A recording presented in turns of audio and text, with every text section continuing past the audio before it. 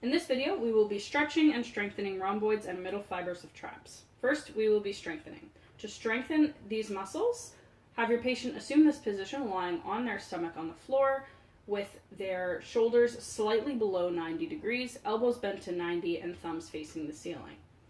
Next, have your patient lift their elbows and hands off the floor at the same time, pulling their scapula or shoulder blades together. Hold there for about 2 seconds and then slowly lower down. This can be repeated according to the information in the description below or until reasonably fatigued. To modify this strengthening exercise, have your patient assume a seated position against the wall. Bring their arms into the same position that they were before, next to them on the wall, and then just slowly lift their thoracic spine or their shoulders off the wall, pushing their elbows and hands into the wall.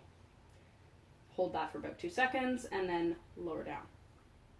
This again can be repeated according to the information in the description or until reasonably fatigued.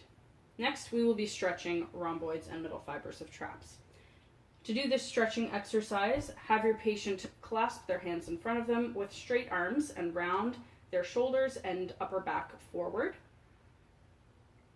This brings a stretch into rhomboids and middle traps and can be held for 30 seconds to a minute. To modify this stretching exercise, have your patient bend their elbows and place their hands on either shoulder, giving themselves a hug and rounding their upper back. This again can be held for 30 seconds to 1 minute. This has been stretching and strengthening of rhomboids and middle fibers of traps.